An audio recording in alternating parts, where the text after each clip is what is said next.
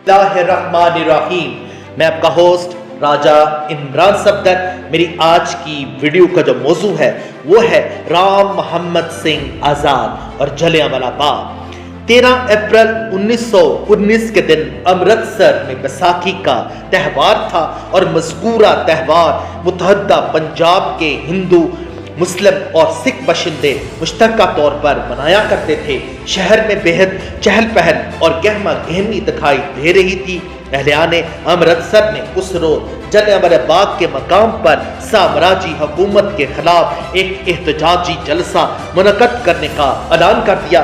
اس سے پیشتر 19 اپریل کو امرتسر کے شہری ایک زبردست جلوس کی شکل میں برطانوی حکومت کی لڑاؤ اور حکومت گروں کی پالیسی پر سخت نفرت کا اظہار کر چکے تھے، جس کے دوران ہلڑ بازی اور توڑ پھوڑ کی بے شمار وارداتیں ہوئیں اور امرتسر کے انگریز ڈپٹی کمشنر نے برصغیر کے دو بہت بڑے سیاسی رہنماؤں ڈاکٹر ستیہ پال اور ڈاکٹر سیف الدین کچلو کو ڈیفنس آف انڈیا رول کے تحت گرفتار کر لیا تھا۔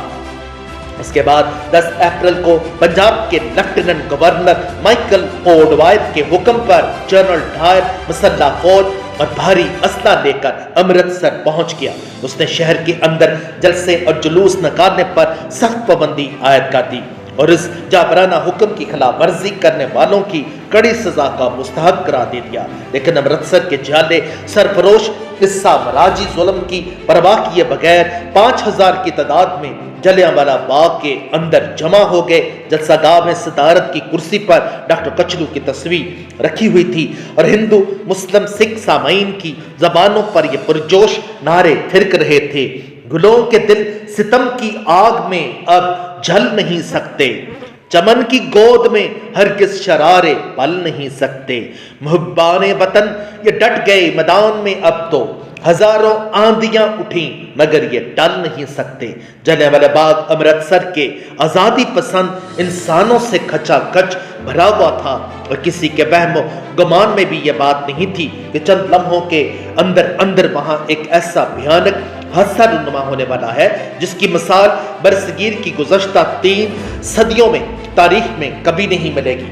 جلسے کی کارروائی کا باقاعدہ آغاز ہی ہوا تھا کہ جنرل ڈائر نے اپنی فوج کے ہمراہ وہاں پہنچ کر جلیانوالہ باغ کا پوری طرح محاصرہ کر لیا۔ اس کے فوراً بعد برطانیہ کی سامراجی حکومت کا ایک طیارہ فضا میں تیرتا ہوا نظر آیا، جس کو دیکھتے ہی فوجی سپاہیوں نے اندھا دھند فائرنگ شروع کر دی اور 10 منٹ کے اندر اندر 379 محبان وطن ہلاک اور 1200 کے قریب زخمی ہو گئے۔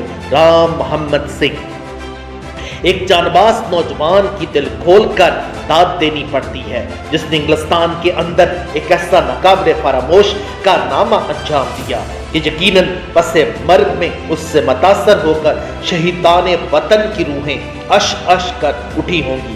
وہ نوجوان سرزمین پنجاب کے ضلع فیصل آباد لائل پور کے ایک سکھ گھرانے کا چشم و چراغ تھا، مگر اس کے دل میں مذہبی تعصب کی بالکل گنجائش نہیں تھی۔ والدین نے اس کا نام اودم سنگھ تجویز کیا اور اس نے برصغیر کی 3 قوموں کو غیر جانبداری کا عملی ثبوت بہم پہنچانے کے لیے رام محمد سنگھ اور آزاد کے خوبصورت الفاظ اپنے نام کے جزو اعظم بنا لیے۔ اس نے امرتسر کی روح پرور فضا میں نشوونما پائی اور ظالم سامراجی ڈائر نے جلیانوالہ باغ میں نہتے شہریوں کو گولیوں کا نشانہ بنایا۔ اس وقت اودم سنگھ زندگی کی 16 بہاریں لوٹ چکا تھا۔ جلیانوالہ باغ کے خونی واقعات سن کر اس کی روح مضطرب و بے چین ہو گئی اور اس نے شہیدان وطن کے خون کا بدلہ لینے کی قسم کھائی۔ جنرل ڈائر 23 جولائی 1927 میں ذلت کی موت مر گیا اور اس کا سب سے بڑا قدر شناس گورنر مائیکل اوڈوائر 13 مارچ 1940 تک ایک عبرتناک سزا بھگتنے کے لیے زندہ رہا۔ سنگ دل گورنر اوڈوائر پنجاب کا لیفٹیننٹ گورنر رہ چکا تھا اور اسی کے ایما پر جنرل ڈائر نے جلیانوالہ باغ کے اندر بربریت و شقاوت کی ایک بدترین مثال قائم کی تھی۔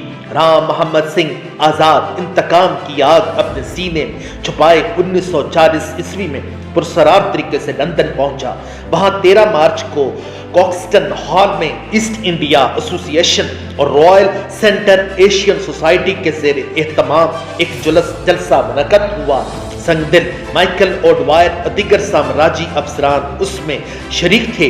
राम मोहम्मद सिंह ने जलसागाह के अंदर दाखिल होकर पिस्तौल की गोली ओडवायर के सीने से पार कर दी। मगरूर फरंगी लड़खड़ा कर गिरा और चंद लम्हे तड़पने के बाद बिल्कुल ठंडा हो गया।